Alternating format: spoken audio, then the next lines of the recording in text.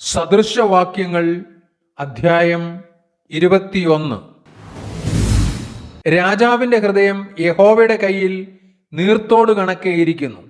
തനിക്ക് ഇഷ്ടമുള്ളിടത്തൊക്കെയും അവൻ അതിനെ തിരിക്കുന്നു. മനുഷ്യന്റെ വഴിയൊക്കെയും അവന് ചൊവ്വായി തോന്നുന്നു. യഹോവയോ ഹൃദയങ്ങളെ തൂക്കി നോക്കുന്നു. നീതിയും ന്യായവും പ്രവർത്തിക്കുന്നത് യഹോവയ്ക്ക് ഹനനയാഗത്തേക്കാൾ ഇഷ്ടം. ഗർവമുള്ള കണ്ണും അഹങ്കാര ഹൃദയവും ദുഷ്ടന്മാരുടെ ദീപവും പാപം തന്നെ. ഉത്സാഹിയുടെ വിചാരങ്ങൾ സമൃദ്ധി ഹേതുകങ്ങളാകുന്നു. ബദ്ധപ്പാടുകാരൊക്കെയും ബുദ്ധിമുട്ടിലേക്കത്രേ ബന്ധപ്പെടുന്നത്. കള്ളനാവുകൊണ്ട് ധനം സമ്പാദിക്കുന്നത് പാറിപ്പോകുന്ന ആവിയാകുന്നു. അതിനെ അന്വേഷിക്കുന്നവർ മരണത്തെ അന്വേഷിക്കുന്നു. ദുഷ്ടന്മാരുടെ സാഹസം അവർക്ക് നാശഹേതുവാകുന്നു. ന്യായം ചെയ്യുവാൻ അവർക്ക് മനസ്സില്ലല്ലോ. അകൃത്യഭാരം ചുമക്കുന്നവന്റെ വഴി വളഞ്ഞിരിക്കുന്നു. നിർമ്മലന്റെ പ്രവൃത്തിയോ ചൊവ്വുള്ളത് തന്നെ. ശണ്ട കൂടുന്ന സ്ത്രീയോടുകൂടെ പൊതുവീട്ടിൽ പാർക്കുന്നതിനേക്കാൾ മേൽപ്പുരയുടെ ഒരു കോണിൽ പാർക്കുന്നത് നല്ലത്. ദുഷ്ടന്റെ മനസ്സ് ദോഷത്തെ ആഗ്രഹിക്കുന്നു. അവന് കൂട്ടുകാരനോട് ദയ തോന്നുന്നതുമില്ല. പരിഹാസിയെ ശിക്ഷിച്ചാൽ അല്പബുദ്ധി ജ്ഞാനിയായിത്തീരും. ജ്ഞാനിയെ ഉപദേശിച്ചാൽ അവൻ പരിജ്ഞാനം പ്രാപിക്കും. നീതിമാനായവൻ ദുഷ്ടന്റെ ഭവനത്തിന്മേൽ ദൃഷ്ടി വയ്ക്കുന്നു. ദുഷ്ടന്മാരെ നാശത്തിലേക്ക് മറിച്ചു കളയുന്നു.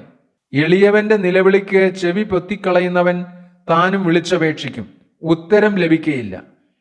രഹസ്യത്തിൽ ചെയ്യുന്ന ദാനം കോപത്തെയും മടിയിൽ കൊണ്ടുവരുന്ന സമ്മാനം ഉഗ്രകോപത്തെയും ശമിപ്പിക്കുന്നു. ന്യായം പ്രവർത്തിക്കുന്നത് നീതിമാന് സന്തോഷവും ദുഷ്പ്രവർത്തിക്കാർക്ക് ഭയങ്കരവുമാകുന്നു. വിവേകമാർഗം വിട്ടു നടക്കുന്നവൻ മൃതന്മാരുടെ കൂട്ടത്തിൽ വിശ്രമിക്കും. ഉല്ലാസപ്രിയൻ ദരിദ്രനായിത്തീരും. വീഞ്ഞും തൈലവും പ്രിയപ്പെടുന്നവൻ ധനവാനാകയില്ല. ദുഷ്ടൻ നീതിമാന് മറുവിലയാകും. ദ്രോഹി നേരുള്ളവർക്ക് പകരമായിത്തീരും. ശണ്ഠയും ദുശീലവുമുള്ള സ്ത്രീയോടുകൂടെ പാർക്കുന്നതിലും നിർജ്ജന പ്രദേശത്ത് പോയി പാർക്കുന്നത് നല്ലത്.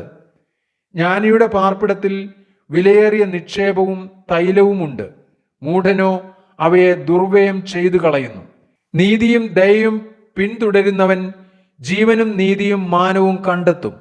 ജ്ഞാനി വീരന്മാരുടെ പട്ടണത്തിൽ കയറുകയും അതിൻ്റെ ആശ്രയമായ കോട്ടയെ ഇടിച്ചു കളയുകയും ചെയ്യുന്നു. വായും നാവും സൂക്ഷിക്കുന്നവൻ തൻ്റെ പ്രാണനെ കഷ്ടങ്ങളിൽ നിന്ന് സൂക്ഷിക്കുന്നു. നിഗളവും ഗർവവും ഉള്ളവന് പരിഹാസി എന്നു പേർ.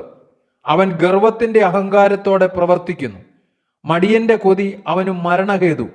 വേല ചെയ്യുവാൻ അവന്റെ കൈകൾ മടിക്കുന്നുവല്ലോ.